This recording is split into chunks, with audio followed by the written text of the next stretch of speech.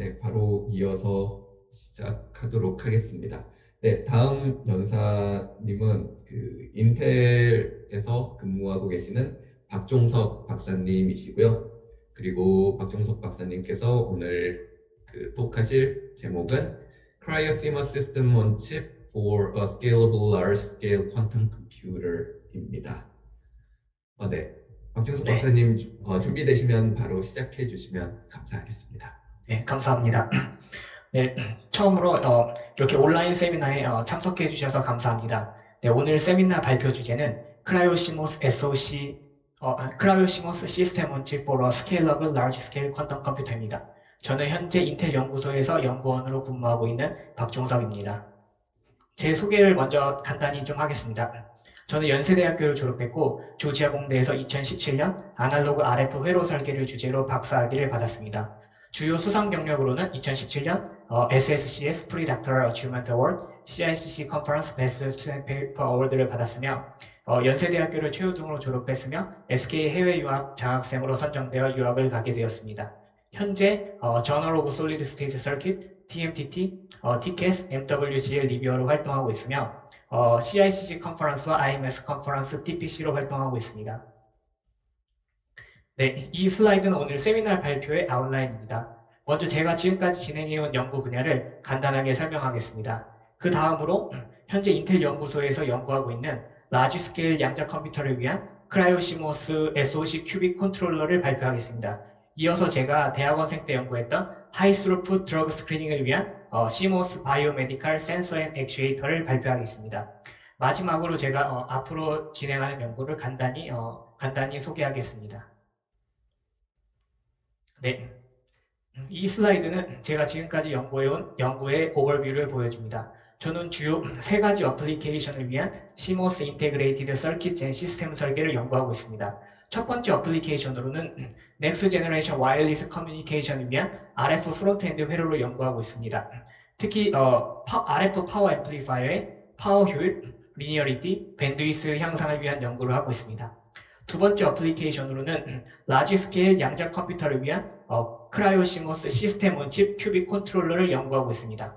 극저온에서 동작하는 큐빅 제어를 위한 시스템을 설계하여 현재 양자 컴퓨터의 스케일러빌리티를 향상시키는 연구를 진행하고 있습니다. 세 번째 어플리케이션으로는 신약 개발 초기 단계에서 하이스루풋 드러그 스크리닝을 위한 시모스 바이오메디칼 센서 앤 액추에이터를 연구하고 있습니다. 시모스 칩 위에 살아있는 세포를 배양하고 세포의 약물 반응을 실시간으로 측정하는 시스템을 연구하고 있습니다. 이번 세미나에서는 라지 스케일 양자 컴퓨터를 위한 크라이오시모스 SOC 컨트롤러를 주로 발표하고 간단하게 바이오메디칼 센서 앤 액추에이터를 소개하도록 하겠습니다. 이 슬라이드는 현재 양자 컴퓨터 시스템과 스케일러빌리티 챌린지를 보여줍니다. 여기 있는 그림은 현재 구글의 58큐빅 양자 컴퓨터 시스템을 보여줍니다. 큐빅 칩은 콜드 핑거라고 불리우는 다일루션 프리지의 최하단에 가장 온도가 낮은 10mK 켈빈의 템퍼레처를 가지는 10mK 켈빈에 위치하고 있습니다. 이 큐빗을 제어하기 위한 아날로그 RF 신호는 룸 템퍼레처에 위치하고 있는 룸 템퍼레처 이퀴먼트라고 불리는 장비들에 의해서 발생되고 RF 코엑셜 케이블을 통해서 다일루션 프리지의 최하단에 있는 큐빗으로 전달됩니다. 큐빗 하나를 보통 제어하기 위해서는 대략적으로 2개의 RF 코엑셜 케이블이 필요합니다. 따라서 현재 양자 컴퓨터 시스템 상에서는 100만 개의 큐빗을 제어하기 위해서는 200만 개의 RF 코엑셜 케이블이 필요하게 되고 케이블의 폼 팩터와 더멀 로딩으로 인해서 현재 양자 컴퓨터의 시스템의 스케일러빌리티가 제한됩니다. 따라서 극좋은 다일루션 프리지 안에서 큐빗과 가까운 위치에서 양자 큐빗 제어 신호를 만들어서 로컬하게 큐빗을 컨트롤할 수 있는 이 크라이오시모스 SOC가 현재 이런 스케일러빌리티 챌린지를 잠재적으로 해결할 수 있는 그런 솔루션으로 주목을 받고 있습니다. 또 다음으로 이 슬라이드는 하이스러풋 드러그 스크리닝을 위한 CMOS 멀티모달 센서 앤 액추에이터 어레이를 요약하는 슬라이드입니다. 신약 개발 초기 단계에서 신약 후보군 물질의 올간 톡식시티 그리고 드러그 세이프티를 세포 단계에서 하이스루풋으로 분석하기 위한 랩 오너 칩입니다. 살아있는 다양한 장기 세포들이 시모스 칩 표면 위에 배양되고 살아있는 장기 세포의 약물 투입 반응을 실시간으로 측정합니다. 제가 프로포즈한 칩의 키 이노베이션은 세포의 멀티 피지컬한 반응을 하나의 칩으로 측정할 수 있다는 것입니다. 약물 투약에 의한 세포의 반응은 여러 가지 피지컬 도메인을 통해 동시에 나타나게 되고 여러 가지 피지컬 도메인의 반응을 분석하면 좀 더 홀리스틱하고 종합적인 결과를 얻을 수 있습니다. 제 프로포즈된 칩은 세포의 반응을 임피던스 특성 변화, 바이오 포텐셜 변화, 그리고 광학적인 특성 변화를 동시에 측정할 수 있습니다. 대량 생산이 가능한 CMOS 공정을 이용하여 fully automated된 high throughput 드러그 스크리닝 플랫폼을 제안하여 신약 개발 초기 단계에서 그 올간 톡시시티를 연구하는데 시간, 비용, 효율을 증대할 수 있는 그런 연구입니다. 다음으로 라지 스케일 양자 컴퓨터를 위한 크라이오 CMOS SOC를 좀 더 자세히 한번 살펴보겠습니다. 다음 몇 장의 슬라이드는 양자 컴퓨터의 특성을 간단하게 소개하도록 하겠습니다. 큐빗은 두 개의 에너지 레벨을 갖는 퀀텀 메카니컬 시스템입니다. 지로 스테이트와 원 스테이트 두 가지 스테이트가 델타 에너지만큼 분리되어 있으며 클래시컬한 비트와는 달리 두 가지 스테이트가 동시에 존재할 수 있습니다. 싱글 큐빗의 경우에는 0과 1의 슈퍼포지션 상태가 컴플렉스 유니스테이트 벡터에 의해서 표현되어집니다. 두 개의 인탱글된 큐빗은 4개의 상태를 동시에 갖게 되면 다음과 같은 웨이브 펑션으로 표현할 수 있습니다. 이 두 개의 큐빗의 예제에서 볼 수 있듯이 n개의 인탱글된 큐빗은 2의 n승의 스테이트를 한 번에 동시에 갖게 되며 50개 이상의 큐빗을 갖는 퀀텀 시스템은 이제 클래시컬한 슈퍼컴퓨터로 시뮬레이션 하기가 어려워집니다. 예를 들어 48개의 인탱글된 큐빗 시스템을 각각 8빗 프리시전으로 클래시컬 컴퓨터로 시뮬레이션을 한다면 페타비트 메모리 이상을 필요로 하게 되고 현재 슈퍼컴퓨터로는 시뮬레이션이 불가능합니다. 그래서 50개 정도의 큐빗을 이제 퀀텀 수프리머시로 정의하고 최근에 구글에서 58개의 그 큐빗 양자 컴퓨터를 발표하여 이제 퀀텀 수프리머시를 달성했다고 이제 발표했습니다. 또한 큐빗은 이런 퀀텀 메카니컬 시스템이고 이 상태를 측정하게 되면 확률 알파 지로 스퀘어로 지로 스테이트로 붕괴되든지 확률 알파 1 스퀘어로 원 스테이트로 붕괴됩니다. 큐빗은 또한 노이즈에 의해서도 쉽게 붕괴되고 오류를 발생하게 됩니다. 따라서 practically useful한 프로블렘을 풀기 위한 연산 횟수를 고려하면 오류 교정이 필요하게 됩니다. 오른쪽에 보이는 이 그림은 데이터 큐빗과 여러 개 엔실라 큐빗으로 이루어진 양자 오류 보정을 할 수 있는 2D 큐빗 어레이 스트럭처를 보여줍니다. 이런 2D 큐빗 어레이를 이용하면 현재 서페이스 코드를 적용하여 오류를 탐지하고 보정할 수 있습니다. 현재 한 개의 에러 코렉티드 로지컬 큐빗을 구현하기 위해서는 약 100에서 1000개의 피지컬 큐빗이 필요하게 되고 퀀텀 케미스트리와 같이 프랙티컬리 유즈풀한 프로그램을 풀기 위해서는 약 100만 개의 피지컬 큐빗 혹은 1000개 이상의 에러 코렉티드 된 로지컬 큐빗을 필요로 하게 됩니다. 다음으로 양자 컴퓨터 어플리케이션에 대해서 알아보겠습니다.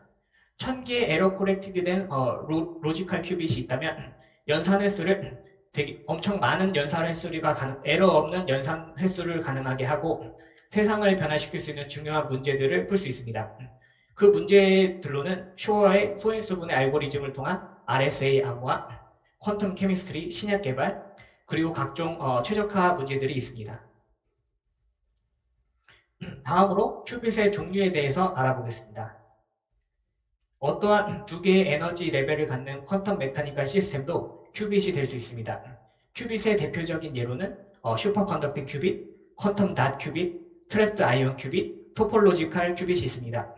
이 세미나에서는 현재 반도체 공정과 이렇게 컴패터블한 대량의 큐빗을 만들 가능성이 더 큰 솔리드 스테이트 큐빗인 슈퍼컨덕팅 큐빗과 퀀텀 닷 큐빗에 대해서 좀 더 알아보겠습니다. 슈퍼컨덕팅 큐빗은 non-linear 인덕터인 조셉슨 정션과 캐패시터로 이루어진 unharmonic high QLC 레조네이터로 이루어져 있습니다.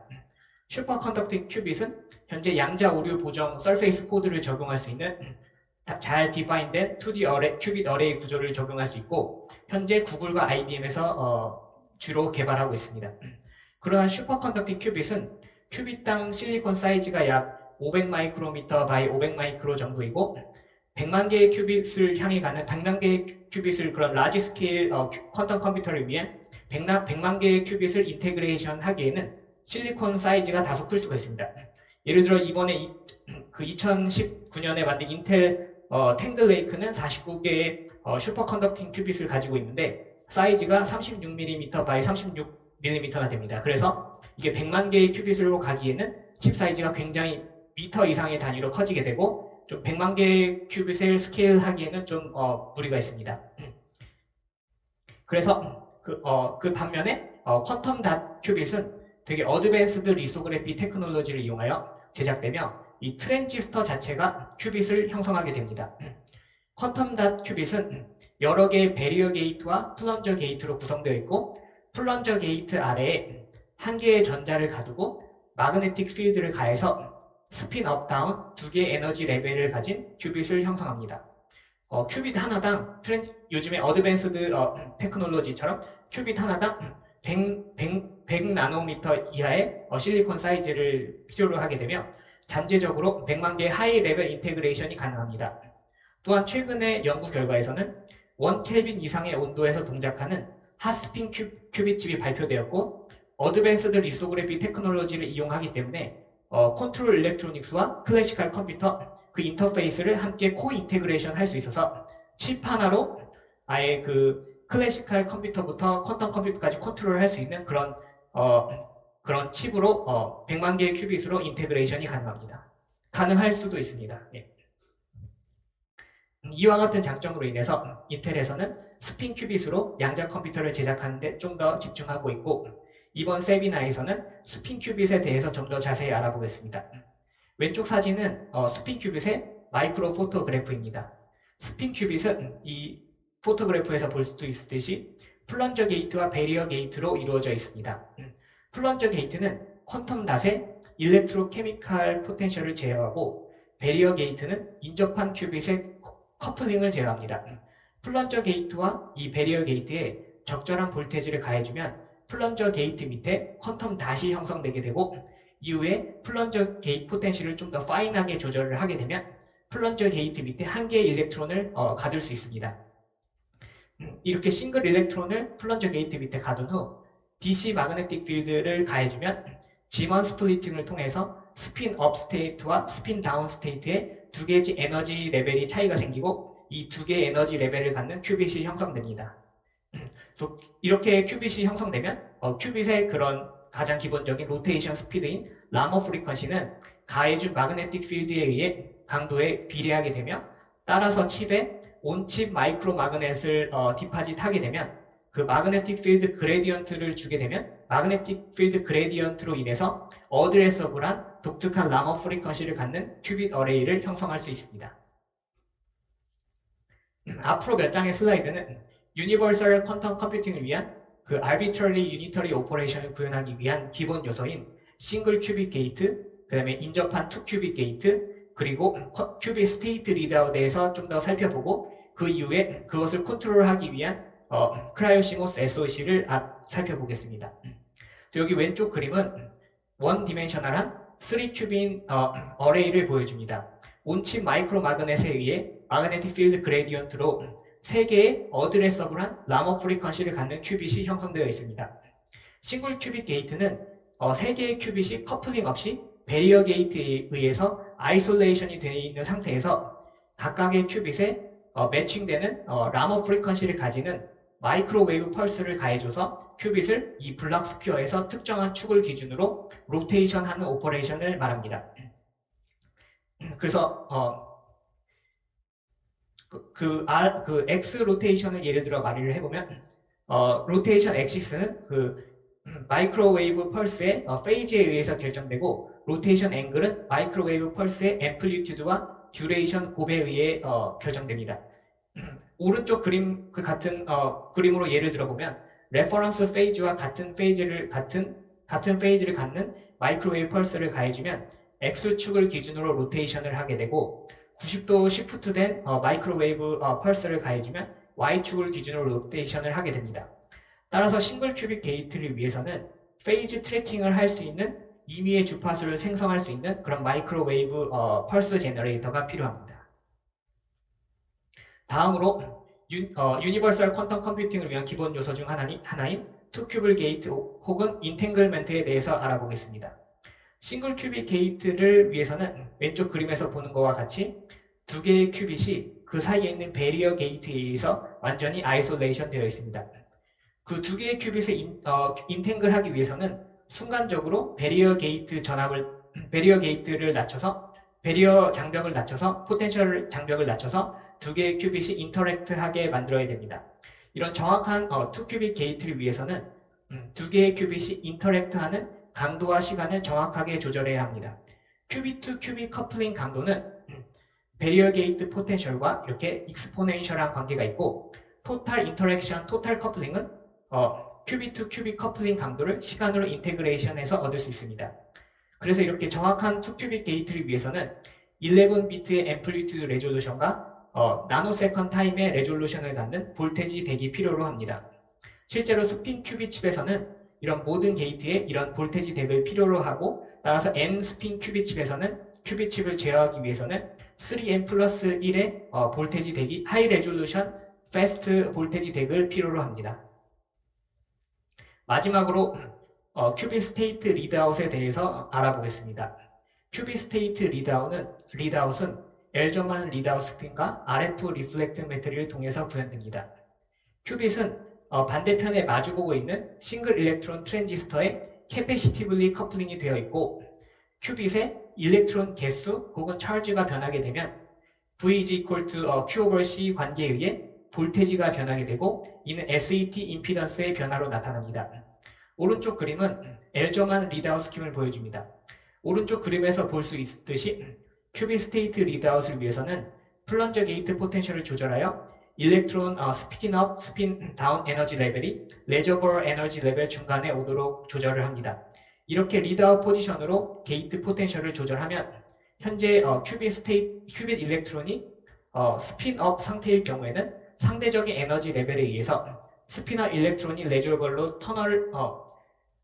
터널링을 통해서 이동하게 되고 일정 시간 이후에 레저버에 있는 스핀 다운 일렉트론이 다시 큐빗 닷으로 터널링 돼서 들어오게 됩니다. 따라서 큐빗 닷에서 순간적인 일렉트론 개수의 변화가 생기게 되고 이는 SET 임피던스의 순간적인 변화로 나타나게 됩니다. 반면에 현재 큐빗 일렉트론이 스핀 다운 스테이트라면 상대적인 에너지 레벨에 의해서 아무런 변화가 일어나지 않습니다. SET 임피던스는 RF 리플렉트 매트를 통해 실시간으로 측정하게 됩니다. 먼저 스핀 다운 스테이트의 디폴트 SET 임피던스를 L 매칭 네트워크를 통해 55으로 변환을 하게 되고 커플러를 통해서 스티뮬러스 시그널을 가해주면서 동시에 L 매칭 네트워크의 리플렉티드 시그널을 커플러를 통해서 모니터링을 합니다. 스핀업 상태라면 SET 임피던스의 순간적인 변화가 생기고 리플렉티드 시그널이 순간적인 앰플리튜드와 페이즈 모듈레이션이 일어나게 되고 그것을 리시버를 통해서 측정하게 됩니다. 따라서 큐빗 스테이트 리드아웃을 위해서는 페이즈 코헤런트한 스티뮬러스 시그널 제너레이션 블럭과 IQ 앰플리튜드와 페이즈를 측정할 수 있는 IQ 리시버와 디모듈레이터가 필요합니다. 이 슬라이드는 퀀텀 컴퓨터에서 컨트롤 일렉트로닉스의 역할을 보여줍니다. 퀀텀 컴퓨터는 알고리즘, 컴파일러, 런타임, 컨트롤 프로세서, 컨트롤 일렉트로닉스, 그리고 큐빅 칩으로 구성되고 있습니다. 컨트롤 일렉트로닉스는 형성된 마이크로 인스트럭션을 아날로그 RF 컨트롤 일렉트리컬 시그널로 변환시켜 큐빅 칩을 제어하게 됩니다. 전 슬라이드에서 살펴보았듯이 컨트롤 일렉트로닉스는 싱글 큐빗 게이트를 위한 마이크로웨이브 펄스 제너레이터, 투 큐빗 게이트를 위한 볼테지 덱, 그리고 큐빗 스테이트 리드아웃을 위한 스티뮬레이터와 리시버로 구성되어 있습니다. RF 코엑셜 케이블 숫자를 줄이기 위해서 예를 들어 100만 개의 큐빗을 위한 200만 개의 RF 코엑셜 케이블이 필요한데 RF 코엑셜 케이블 숫자를 줄이기 위해서 스케일러블한 양자 컴퓨터를 위해서는 컨트롤 일렉트로닉스가 다일루션 프리지 내부의 큐빅 근처에 위치하여야 합니다. 오른쪽 그림은 다일루션 프리지 온도별 쿨링 파워 성능을 보여줍니다. 큐빗이 위치해 있는 10 to 20 밀리켈빈에는 100 마이크로와트의 쿨링 파워를 가지기 때문에 컨트롤 일렉트로닉스를 메이저한 그런 디지털과 아날로그 블럭을 가지고 있는 컨트롤 일렉트로닉스를 동작시키는 쿨링 파워가 부족하고 현재에 따라서 크라이오 시모스 컨트롤 일렉트로닉스는 1와트의 쿨링 파워를 가지고 있는 이 4K 플레이트 4K 스테이지에 위치하고 있습니다. 이 슬라이드는 현재 패스트 스케일러블 퀀텀 컴퓨터를 보여줍니다. 왼쪽에 이 그림이 현재 퀀텀 컴퓨터 시스템을 보여줍니다. 큐빅 칩이 다일루션 프리지의 10밀리 스테이지에 위치하고 있고 룸 템퍼레처 이퀴프먼트가 큐빅 제어 신호를 발생시켜 RF 코엑셜 케이블을 통해서 큐빅 칩에 전달합니다. 일반적으로 2개의 RF 코엑셜 케이블 per 큐빗이 필요하게 됩니다. 두 번째 그림은 현재 저희가 하고 있는 인터미디엇 스텝을 보여줍니다. 큐빅 칩이 10mK 에 위치하고 있고 4K 스테이지에 위치한 크라이오 시모스 컨트롤 일렉트로닉스에서 아날로그 RF 큐빅 제어 신호를 발생시키고 로컬리 큐빅 칩을 제어합니다. 인터미디엇 스텝에서는 룸 템퍼레처에서 다일루션 프리지 내부로 들어가는 RF 코엑셜 케이블 숫자를 현저하게 줄일 수 있습니다. 최종적으로 100만 개 이상의 큐빗을 갖기 위해서는 저희가 보고 있는 거는 컨트롤 일렉트로닉스와 큐빗 칩이 코 인테그레이션 되어서 쿨링 파워가 충분한 4K 플레이트 이상의 위치에서 동작시켜야 합니다. 코 인테그레이션 혹은 이런 헤테로제니어스 패키징을 통해서 매니 RF 라우팅, 매니 RF 코엑셜 케이블 문제를 해결할 수 있고 또 이를 위해서는 1켈빈 이상의 높은 온도에서 오류 보정이 가능한 피델리티로 동작할 수 있는 핫 큐빅 칩의 발전이 중요하고 또 fully integrated 된 크라이오 시모스 컨트롤러의 개발이 중요합니다. 최근에는 스핀 큐빅 칩을 기준으로 1켈빈 이상에서 동작하는 핫 스핀 큐빅 칩이 네이처에 발표되었고 핫 큐빅 칩에 대한 활발한 연구가 진행되고 있습니다. 이 슬라이드는 인텔에서 2021년 ISCC에서 발표한 극좋은 양자 컴퓨터 제어칩 홀스리치 2세대 시스템 스키매틱을 보여줍니다. 홀스리치 2세대 칩은 3개의 아날로그 RF 프론트엔드 회로와 3개의 디지털 시그널 프로세서로 구성되어 있습니다. 큐빅 스테이트 매니퓰레이션을 위한 마이크로웨이브 펄스 제너레이터가 있고 큐빅 스테이트 리드아웃을 위한 멀티톤 스티뮬러스 시그널 제너레이터와 리플렉티드 시그널을 디텍트 할 수 있는 IQ 리시버와 디지털 디모듈레이터가 있습니다. 또한 큐빅 게이트 포텐셜을 제어하기 위해 22개의 하이 스피드, 하이 레졸루션 볼테지 덱이 있습니다. 또 홀스리치 2세대 칩은 인텔 퀀텀 인스트럭션 셋 아키텍처를 기반으로 동작하며 플렉서블 프로그래밍과 다양한 퀀텀 알고리즘을 서포트하기 위해서 온칩 마이크로 컨트롤러와 대용량의 SRAM이 구현되어 있습니다. SPI, JTAG, UART, GPIO 4개의 디지털 I/O 인터페이스가 있고 서브스트레이트 템퍼레처를 측정하기 위해 4개의 극저온 템퍼레처 센서를 가지고 있습니다. 다음으로 각각의 펑션 블럭의 주요 시스템 스펙을 살펴보겠습니다. 먼저 일렉트로닉스의 타겟 피델리티인 99.99%의 싱글 큐빅 게이트 피델리티를 위해서는 25MHz의 노이즈 밴드 인테그레이션을 기준으로 44dB 이상의 마이크로웨이브 시그널 SNR을 요구합니다. 정확한 라모 프리퀀시 제너레이션을 하기 위해서 22빛 이상의 프리퀀시 레졸루션이 필요합니다. 큐빅 스테이트 리드아웃을 위해서는 90dB 이상의 리시버 게인, 100mK 이하의 TX 스티뮬러스 노이즈 템퍼레처, 2Kelvin 리시버 노이즈 템퍼레처를 필요로 합니다.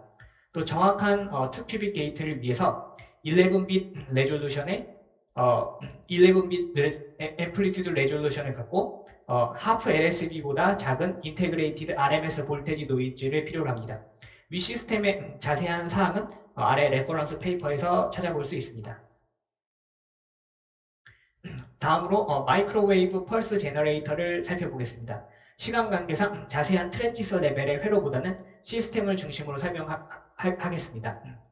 또 4Kelvin 스테이지에 있는 마이크로웨이브 펄스 제너레이터 아웃풋이 10mK 있는 큐빅 칩 ESR 라인에 직접 연결되며 프리퀀시 멀티플렉싱을 이용하여 16개의 큐빗을 1개의 RF 코엑시얼 케이블로 제어할 수 있습니다.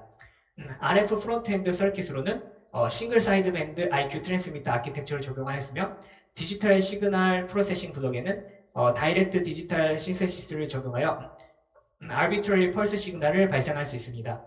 LO 리키지와 로우 프리퀀시 노이즈를 줄이기 위해서 로우 인터미디어트 프리퀀시 스킴을 적용하였으며 칩 아웃풋 임피던스는 리플렉티드 시그널을 흡수하기 위해서 55으로 설계되었습니다.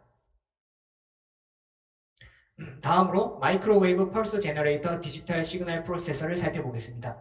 먼저 시그널 플로우를 살펴보면 Numerically Controlled Oscillator에서 생성된 페이지가 룩업 테이블을 통해서 사인과 코사인 시그널로 변환이 되고 엔빌롭 시그널과 곱해져서 펄스 쉐이핑이 된 이후에 FIR 필터, IQ 코렉션, DC 코렉션을 통해서 10빛의 RF 덱으로 전달이 됩니다. 16개의 Numerical Controlled Oscillator가 구현되어 있으며 16개의 큐빗 페이지를 동시에 트래킹할 수 있으며 2개의 큐빗을 동시에 매니퓰레이션 할 수 있습니다. G-axis 로테이션을 위한 NCO 레퍼런스 페이지 보정이 인스트럭션을 통해서 가능합니다. 2개의 인접한 큐빗의 크로스톡을 줄이기 위해서 라머 프리퀀시가 다르더라도 2개의 인접한 큐빗의 하나의 큐빗이 매니퓰레이션 될 때 다른 큐빗이 좀 영향을 받을 수 있기 때문에 2개의 인접한 큐빗의 크로스톡을 줄이기 위해서 디지털 FIR 필터가 적용되어 스펙트럼 해당 프리퀀시의 스펙트럼 리키지를 최소한으로 할 수 있습니다. 다음으로 큐빗 스테이트 리드아웃 시스템을 살펴보겠습니다. RF 리플렉터미터를 위해서 스티뮬레이터, 리시버, 커플러, 매칭 네트워크, 그리고 큐빗 칩의 SET 소스 터미널이 오른쪽 그림과 같이 연결되어 있습니다. 스티뮬레이션 시그널이 커플러를 통해서 매칭 네트워크에 전달되고 리플렉티드 시그널은 또 커플러를 통해서 리시버로 전달되고 디모듈레이션 됩니다. 로컬 오실레이터 시그널 리키지나 믹서 스포레스톤이 매칭 네트워크에서 전부 리플렉티드 되어 블로커로 작용하기 때문에 믹서가 필요 없는 다이렉트 디지털 투 RF 아키텍처를 스티뮬레이터에 적용하였습니다.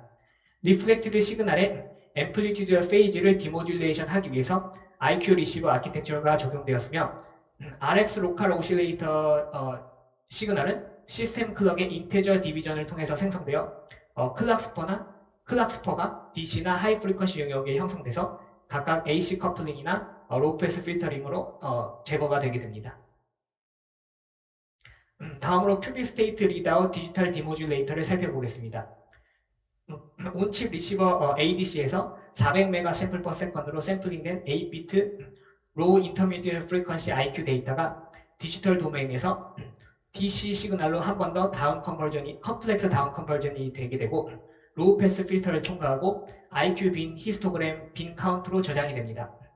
칼리브레이션 측정을 통해서 IQ 빈 히스토그램에서 스핀업 스테이트를 탐지할 수 있는 리전 오브 인터레스트가 결정되고 ROI 빈 카운트 썸 스레스홀딩을 통해서 현재 큐빗 스테이트가 측정이 됩니다. 온칩 디지털 디모듈레이터와 마이크로 컨트롤러를 통해서 큐빗 스테이트가 그 온칩에서 결정이 되며 최종 결과인 클래시컬 원빈만을 저장 혹은 출력하게 되어 메모리 사이즈를 최소화할 수 있고 대용량의 데이터를 PC로 스트리밍 아웃할 필요가 없어서 로우 레이턴시 온칩 큐빗 스테이트 디텍션이 가능합니다. 이 로우 레이턴시 큐빗 스테이트 디텍션은 여러 가지 퀀텀 알고리즘 실행을 위해서 중요합니다. 다음 슬라이드는 2큐빗 게이트 리드아웃 이니셜라이제이션을 위한 큐빗 플런저 베리어 게이트 볼테지 펄싱 시스템을 보여줍니다.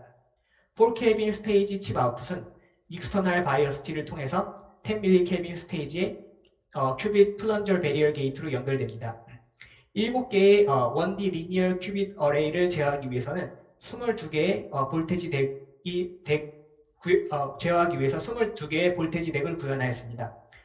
큐빗 디바이스 게이트는 오픈 엔디드 서킷이기 때문에 리플렉션이 발생하게 되고 따라서 리플렉티드 웨이브를 흡수하기 위해서 칩 아웃풋이 50ohm으로 설계되어 있습니다. 또 파워 소모를 줄이고 클락 글리치를 줄이기 위해서 볼테지 덱은 프로그램된 인스트럭션에서 프로그램된 펄스 스타트 타임과 펄스 스톱 타임에서만 샘플링 되게 됩니다. 다음으로 측정 결과를 발표하겠습니다. 왼쪽 그림은 칩 마이크로 포토그래프를 보여줍니다. 전체 실리콘 사이즈는 4mm by 4mm이고 인텔 22나노 핀백 프로세스 크라이오 시모스 PDK를 통해 설계 제작되었습니다. 플립칩 패키지된 칩은 PCB에 다른 서포팅 컴포넌트와 함께 어셈블리 되었습니다. 이 플립 패키지된 PCB는 탑 앤 바텀 커퍼 메탈 케이스 안에서 샌드위치 형식으로 메카니컬리 떨말리 고정되었고 오른쪽 그림과 같이 다일루션 프리지 4K 플레이트에 메카니컬리 떨말리 고정되어 있습니다. 더멀 레지선스를 줄이기 위해서 플립칩 패키지된 칩의 서브스트레이트는 인디움 스프링 포일을 통해서 탑 카파 메탈 케이스에 더멀라이션 되었습니다. 다음 슬라이드에서 발표하는 측정 결과는 4켈빈 극저온에서 측정된 결과입니다. 첫 번째로 온칩 템퍼레처 센서를 통해서 칩 동작 시 서브스트레이트 온도를 측정하였습니다. 제일 먼저 칩의 파워를 끄고 프리지 내부에 있는 골드 레퍼런스 템퍼레처 센서를 이용하여 시모스 다이오드에 일정한 전류를 가해주었을 때 온도에 따른 다이오드 볼테지 값으로 룩업 테이블을 작성하고 이를 바탕으로 칩 동작 시 서브스트레이트 온도를 측정하였습니다. 전체 칩에 4개의 템퍼레처 센서가 구현되어 있고 칩을 최대 파워로 동작했을 때 2켈빈 이하의 온도 증가를 보여줍니다. 다음 슬라이드는 마이크로웨이브 펄스 제너레이터 측정 결과를 보여줍니다. 익스터널 클락만을 제공받고 베이스밴드 시그널은 디지털 시그널 프로세스에서 프로그램된 인스트럭션 순서를 바탕으로 생성되며 온칩 RF 프론트엔드 회로에서 최종 RF 시그널로 생성됩니다. 위 그림은 11GHz부터 17GHz까지 측정된 RF 파워 리니어티를 보여줍니다. 35dB 이상의 파워 컨트롤이 가능하며 해당 주파수 영역에서 마이너스 10dBm 이상의 마이크로웨이브 파워를 발생할 수 있습니다. 밑에 그림은 마이크로웨이브 펄스 제너레이션 프로그램 시퀀스 예제를 보여줍니다. 엔빌롭은 프리퀀시 스펙트럼 리키지가 적은 가우시안 웨이폼을 적용하였고 진폭이 점점 커지는 인스트럭션 시퀀스에 따라서 프로그램된 칩 아웃풋 결과를 보여줍니다. 이러한 진폭의 정확한 컨트롤은 싱글 큐빅 게이트를 높은 피델리티로 수행하기 위해 중요합니다. 다음 슬라이드는 생성된 RF 마이크로웨이브 시그널의 시그널 투 노이즈 레이쇼를 보여줍니다. SNR 측정을 위해서 모듈레이션 되지 않는 컨티뉴어스 웨이브가 디지털 시그널 프로세스를 통해서 생성되었고 25MHz 노이즈 인테그레이션 밴드위스를 기준으로 SNR이 측정되었습니다. 측정된 SNR은 베이스밴드 NCO 프리퀀시 마이너스 800MHz부터 플러스 800MHz 레인지에서 46dB 이상을 보여주며 99.99%의 싱글 큐빅 게이트 피델리티의 스펙인 44dB보다 전 프리퀀시 영역에서 크게 측정되었습니다. 다음 슬라이드는 리드아웃 리시버를 측정 결과를 보여줍니다. 왼쪽 그림에 측정된 결과는 90dB 이상의 볼테지 게인, 50dB 이상의 게인 컨트롤 레인지, 에이스 홀더 로우 패스 필터 롤오프, 그리고 300켈빈 기준 0.6dB의 노이즈 피겨를 보여줍니다. 오른쪽 그림은 스티뮬레이터 아웃풋과 리시버 인풋이 연결된 룩백 컨피규레이션에서 스티뮬레이션에서 6개의 톤이 생성되었을 때 리시버 ADC 측정 결과입니다. ADC 풀 스윙 상황에서 마이너스 30dBc보다 좋은 IMD 값이 측정되었고 사이멀테니어스 멀티톤 큐빅 스테이트 디텍션을 하기 위해 충분한 리니어리티 성능을 보여줍니다. CMOS 디바이스의 더멀 노이즈는 40켈빈 정도까지는 온도에 비례해서 줄어들지만 저희가 측정한 결과로는 40켈빈 이하에서는 세츄레이션 되고 더 이상 줄어들지 않았습니다. 그 이유 중에 하나로 CMOS 디바이스에 셀프 히팅이 있고 현재 그에 관련돼서 연구를 진행하고 있습니다. 다음으로 리드아웃 리시버의 디지털 디모듈레이터를 측정하였습니다. 앞에 슬라이드에서 설명했듯이 스핀업 스테이트에서는 RF 임피던스의 순간적인 변화가 생기게 되고 RF 리플렉토메트를 통해서 리플렉티드 시그널을 모니터링함으로써 스핀업 스테이트의 순간적인 리플렉티드 시그널의 변화를 디텍션합니다. 그래서 스핀업 스테이트의 리플렉티드 시그널을 시뮬레이션하기 위해서 50%의 듀티 사이클을 갖는 스티뮬레이션 펄스를 발생시키고 20dB 어테뉴를 통해서 리시버 인풋에 전달합니다.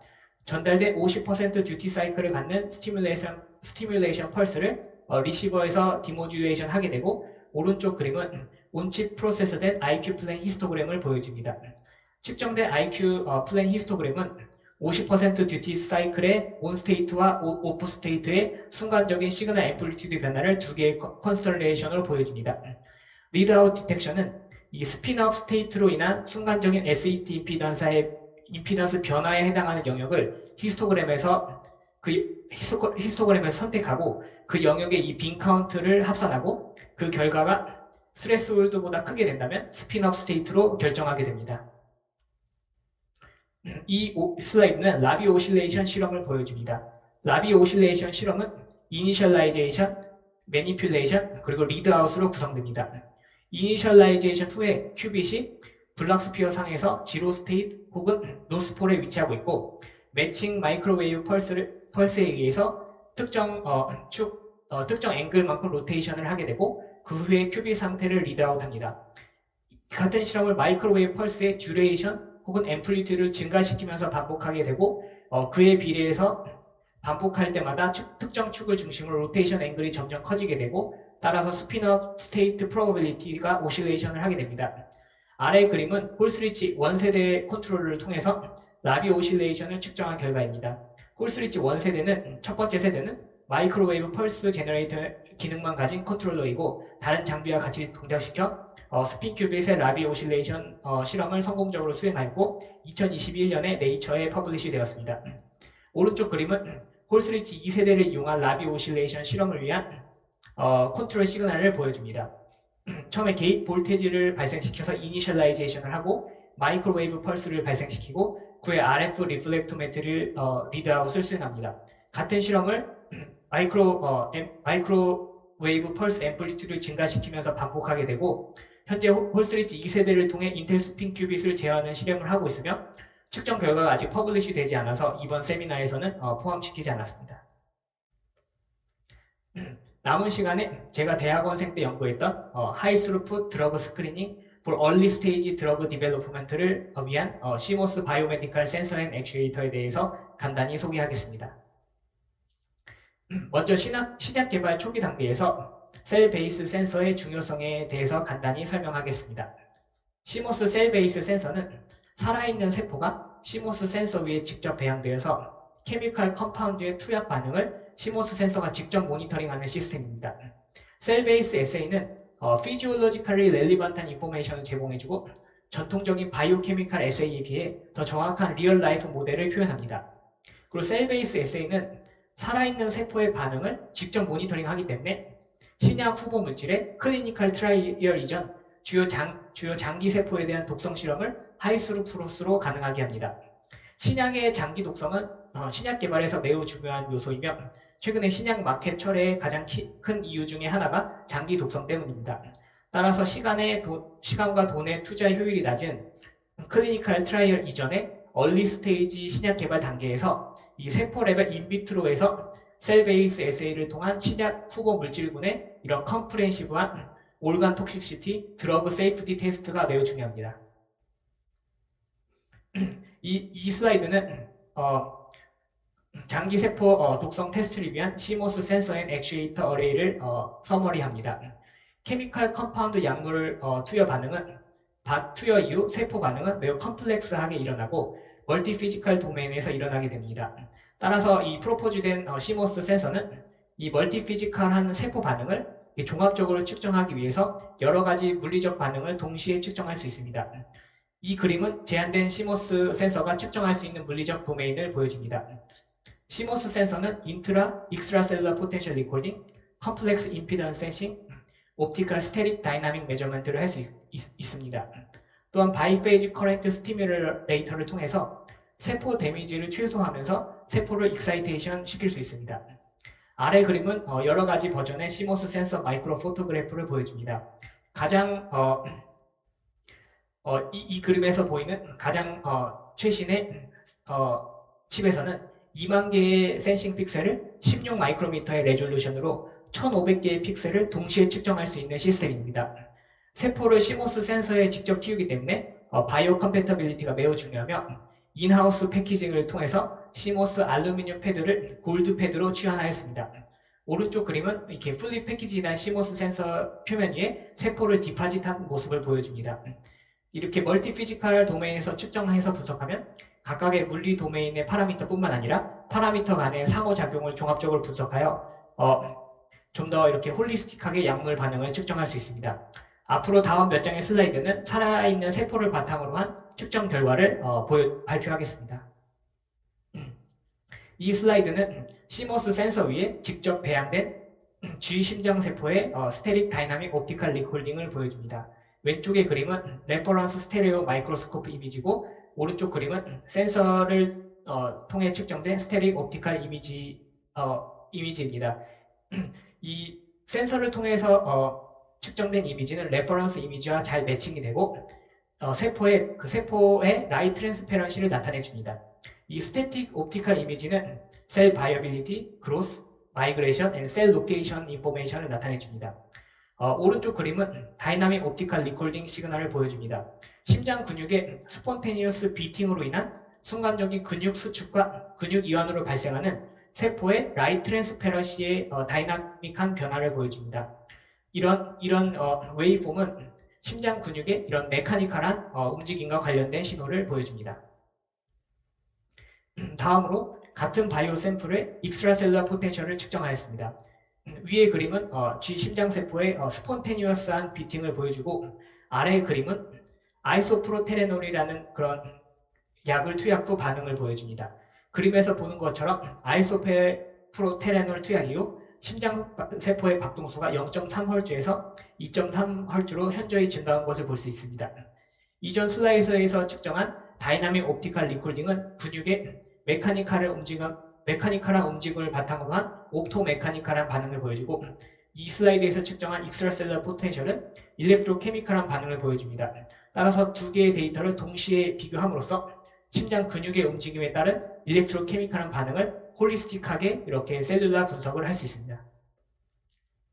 다음으로 이 슬라이드는 타임랩스 셀룰라 임피던스 센싱을 보여줍니다. 인간의 그 휴먼 임브로익 키드니 셀이 센서 칩 위에 성공적으로 배양되었고 타임랩스 셀룰라 임피던스 센싱을 통해서 세포의 성장, 바이어빌리티 그리고 세포가 표면에 달라붙는 접착성 등을 측정할 수 있습니다. 셀룰라 임피던스 센싱을 위해서 두 개의 인접한 일렉트로드가 선택이 되고 각각 볼테지 익사이테이션과 커렌트 센싱을 수행합니다. 센서 칩은 컴플렉스 임피던스를 측정할 수 있으며 컴플렉스 임피던스 이미징을 위해 인접한 일렉트로드가 차례로 스캐닝이 됩니다. 세포는 세포막으로 둘러싸여 있는데 세포막은 하이리 레지스티브하고 절연체의 특성을 가지고 있습니다. 따라서 세포막이 일렉트로드를 잘 실링할수록 임피던스 크기가 커지게 되고 임피던스가 캐패시티한 임피던스 측정이 됩니다. 따라서 임피던스 값으로 세포막이 얼마나 일렉트로드에 가깝게 붙어 있는지 알 수 있고 세포의 프로테인 분비를 간접적으로 측정할 수 있습니다. 아래 그림은 118시간 동안 측정된 심장세포의 임피던스 크기와 페이지를 보여줍니다. 시간이 지남에 따라 임피던스 크기가 점점 커지고 페이지가 0도에서 점차 마이너스 90도로 변하는 것을 볼 수 있습니다. 이를 통해 시간이 지남에 따라 세포막이 일렉트로드에 점점 가까워지면서 일렉트로드를 잘 실링하면서 성장하는 것을 알 수 있습니다. 임피던스 센싱을 통해서 두 가지 다른 종류의 세포도 구별할 수 있습니다. 센서 칩 위에 센서 표면에 접착력이 다른 두 가지 종류의 세포를 배양하였습니다. 하나는 표면 접착력이 좋고 분열 성장하는 파이브로블라스트이고 다른 하나는 세포의 표면 접착력이 상대적으로 약한 G의 심장세포입니다. 두 세포의 컴플렉스 임피던스를 5일에 걸쳐 측정하였고 측정 결과는 위 그림과 같습니다. 맨 아래 레퍼런스 플로레센트 이미지는 심장세포만 염색이 되어 심장세포만을 보여주고 있습니다. 파이브로블라스트는 성장 세포 분열을 하면서 프로테인을 배출하고 세포막이 표면에 더 가깝게 접착하게 됩니다. 따라서 임피던스의 크기가 훨씬 크고 캐패시티브한 마이너스 90도의 페이지를 보여줍니다. 임피던스 매그니튜드와 페이지의 측정 결과를 보면 배양하였던 두 종류의 세포 중 파이브로블라스트는 센서 바깥쪽으로 점점 분열 성장하면서 퍼져나가고 심장세포는 센서 중앙에서 배양되는 것을 볼 수 있습니다. 데이 5의 임피던스 이미지를 통해서 센서 중앙에는 심장세포가 자라고 센서 바깥 부분에는 파이브로블라스트로 차 있는 것을 볼 수 있습니다. 따라서 이런 임피던스 센싱을 통해서 세포의 종류를 구별할 수 있고 이는 세포 배양 시 세포의 임퓨리티를 알 수 있게 해주고 드러그 테스트를 위해서 매우 중요합니다. 이 슬라이드는 2D 플래너 일렉트로드를 이용한 인트라셀룰라 포텐셜 리콜딩을 보여줍니다. 인트라셀룰라 셀 내부의 포텐셜을 측정하기 위해서는 패치 클램프를 이용하여 바늘을 세포 안에서 넣어서 측정하게 됩니다. 하지만 패치 클램프를 이용하면 정확한 측정이 가능하지만 로우 스루풋에 문제가 있습니다. 또한 최근에는 나노와이어 같은 3D 샤프 일렉트로드를 위해서 세포를 키워 인트라셀룰라 포텐셜을 측정한 연구들이 발표되고 있습니다. 그러나 왼쪽 아래 그림에서 볼 수 있듯이 3D 샤프 일렉트로드는 매우 큰 에스펙 레이쇼를 요구하며 대량으로 제작하기 어렵습니다. 그래서 이 프로포즈된 CMOS 센서의 멀티 모달리티를 이용하여 이런 2D 플래너 타입 일렉트로드를 이용해서 세포 내부의 포텐셜을 측정할 수 있었습니다. 그래서 먼저 세포의 배양이 매우 중요한데 접착성이 강한 프로테인으로 세포 코팅을 통해서 세포를 일렉트로드에 가깝게 이렇게 잘 배양시킵니다. 세포가 일렉트로드에 가깝게 배양되었는지는 임피던스 이미지를 통해서 확인할 수 있습니다.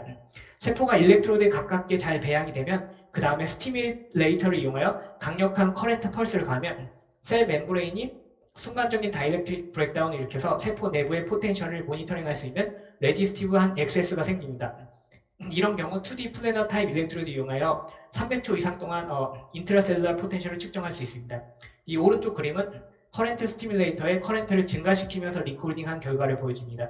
이 그림에서 보듯이 100나노암페어 커렌트를 가하면 검은색 그래프처럼 익스트라셀룰러 포텐셜이 측정되고 스티뮬레이터 커렌트를 증가시켜 500나노암페어 이상을 가해주면 액션 포텐셜 풀 사이클을 볼 수 있습니다. 1000나노암페어를 가해주면 높은 피델리티의 페이즈 인트라셀룰러 시그널을 페이즈 0부터 페이즈 4까지 풀 액션 포텐셜 사이클을 정확하게 볼 수 있습니다. 그 300초 이후부터는 세포막의 다이렉트릭 브레이크다운이 상처가 회복하는 것처럼 회복해서 다시 익스트라셀러 포텐셜로 변환이 되는 것을 확인하였습니다. 심장세포의 두 가지 대표적인 세포인 벤티큘러 마요사이트와 페이스메이커 셀을 배양해서 측정하였고 인트라셀러 포텐셜을 성공적으로 측정할 수 있었습니다.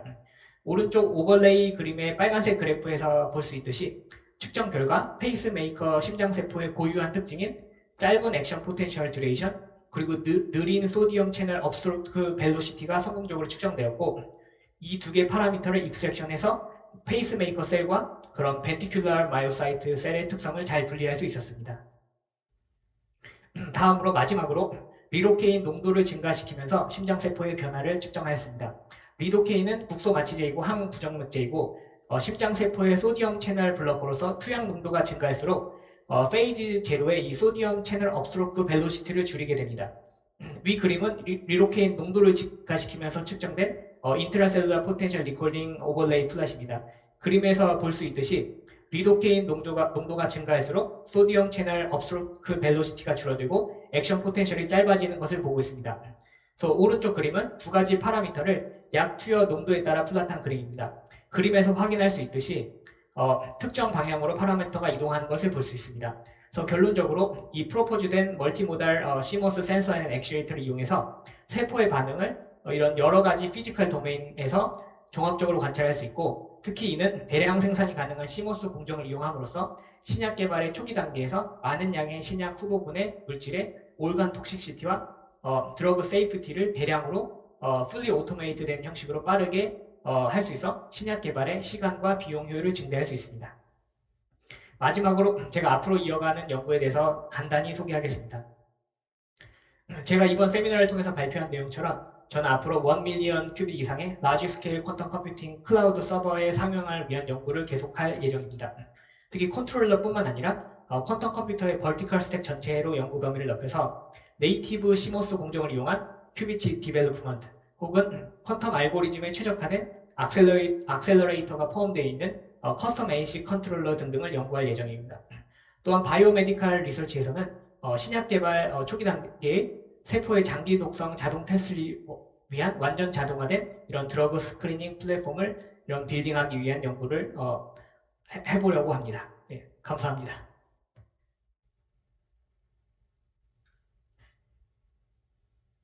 네, 감사합니다. 혹시 질문 있으시면 질문해 주시기 바랍니다. 예, 교수님 발표 잘 들었고요.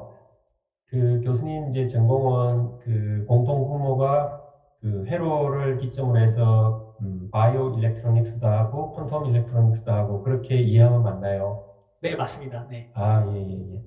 그리고 바이오 일렉트로닉스 응용에서 네. 퀀텀 쪽은 보니까 이제 굉장히 고주파를 써서 하는 것 같고요. 네. 바이오 쪽에서는 이제 주파수라든지 뭐 디바이스 테크놀로지 디멘전 테크노드 같은 것은 좀 이렇게 언급이 안 됐는데 어느 정도 수준이면은 바이오 일렉트로닉스는 할 수 있나요? 네. 말씀해 주신 것처럼 이렇게 퀀텀 컴퓨터는 이제 하이 프리퀀시 10GHz 이상으로 가지만 이 바이오 시그널은 시그널 자체가 킬로헤르츠이기 때문에 그 180 나노나 350 나노 공정을 이용해도 충분히 그 원하는 그런 펑션을 다 만들 수 있습니다. 네. 180나노. 그럼 뭐, 그러니까 킬로 다니니까 그 한다고 치면은 뭐 180나노 그 이상에서도 이상도 가능합니다. 350 나노. 네. 아, 그렇구나. 네. 그리고 아까 이제 멀티모달로 한다 그러는데 멀티모달이라는 의미가 여기서는 어떤 그 의미를 갖나요? 네. 그래서 이제 제가 이제 아까 멀티모달 CMOS 센서 앤 액추에이터 어레이라고 발표를 하였는데 지금까지는 제가 여기 처음에 이제 발표하기 전에는 보통 대부분의 이런 CMOS 셀 베이스 이런 어레이들이 한 가지의 여기 모달만 측정하는 그런 칩들이 대부분이었는데 예를 들어 포텐셜 리콜딩만 한다던가 오케이. 네. 예. 근데 제가 이제 이거를 통합해서 그럼 이제 왜냐면 셀룰러 리스폰스가 되게 멀티 피지컬 도메인에서 일어나기 때문에 이런 다양한 관점에서 보게 되면 그 셀의 뭐 약에 대한 독성이라든지 이런 것을 임피던스로도 볼 수 있고 포텐셜 리콜딩을 통해서 그런 심장 박동수 그 다음에 특히 인트라셀룰러 리콜딩을 통해서 그런 각각의 그 페이즈마다의 그런 수도프를 보게 돼서 훨씬 더 이렇게 정확하게 그렇게 그 약에 대한 특성을 이렇게 측정할 수 있는 그런 멀티펑셔널 시스템입니다. 네. 지금까지는 이제 뭐 세 가지 정도가 이제 들어가서 이제 분석을 하는 건데 네. 뭐 향후에 예를 들어서 뭐 이게 셀 크기가 얼마 정도 됩니까? 네, 셀 크기가 보통 그 셀 종류마다 다르지만 싱글 셀 정말 셀 하나 정도의 크기면은 한 10 마이크로미터 이하가 되고 이렇게 셀 클러스터가 이게 셀들이 좀 뭉쳐있는 여기 그림에서 보시면 이렇게 동그랗게 이렇게 뭉쳐있는 거는 셀이 한 1000개 정도 이렇게 뭉쳐서 이렇게 스피로이드처럼 만들어졌는데 그래서 이제 10 마이크로 이하는 싱글 셀 레졸루션이고 이제 그 이상은 이제 멀티 셀 합쳐진 거에 티슈 레벨 레졸루션도 있고 그렇게 됩니다. 네. 예. 이 셀들이 뭔가 이제 약물 반응이라든지 네. 생리적으로 뭔가 네. 이렇게 변화가 있을 때 네. 산소가 농도가 바뀌거나 또는 네. 이산화탄소 농도가 바뀌거나 네. 그런 것도 일어납니까? 그 세포 레벨에서는 이 컬처 이런 뭐라 해야 되지? 이게 그 배양액의 pH도 변하게 되고 그 다음에 이제 산소 농도는 정확하게 제가 알지 못하지만 그 pH는 확실히 변하는 걸로 알고 있고 그리고 티슈나 지금 이거는 세포 레벨이지만 이제 좀 더 정확하게 하이어 레벨로 가게 되면 이제 올간 레벨 아니면 티슈 레벨 그쪽에 가면은 아마 그런 되게 큰 그런 것도 아마 변화가 있을 것 같습니다. 오케이. 그러니까 멀티모달에 이제 그 추가할 수 있는 것들이 여전히 열려 있네요. 그죠? 네, 그 맞습니다. 네. 예, 감사합니다. 네. 네, 저도 질문이 있는데요. 일단, 네. 되게 그 재밌는 그 어플리케이션이랑 시스템을 소개시켜 주셔서 감사드리고요.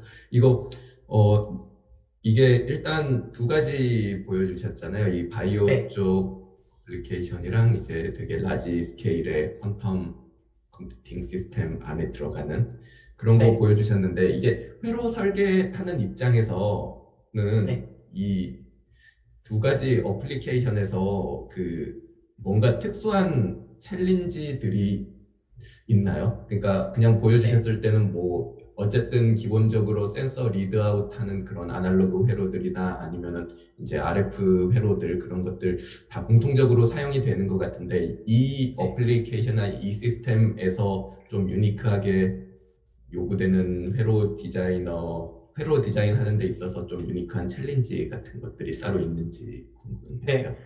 네, 되게 좋은 질문을 해주셨고, 지금 퀀텀 컴퓨터는 일단 그 동작하는 온도가 4켈빈이면 한 섭씨로 그 마이너스 269도 정도 되는데, 그러면 이제 디바이스 모델부터 그 예를 들어 현재 이제 파운더리에서 제공해주는 PDK를 이용해서 그냥 다른 시스템은 그냥 그걸로 디자인을 하면 되지만 이제 극저온에서 동작하는 칩은 그 PDK 모델부터 만들어야 되고 특히 아직까지 알려지지 않은 그런 70켈빈보다도 훨씬 더 아래인 이런 정말 최극저온의 이렇게 10 킬빈 혹은 4 켈빈 그 정도에서 동작하는 그런 특성들이 좀 달라서 그거를 잘 알지 못하고 그로 인한 좀 어려움들이 많이 있습니다. 네.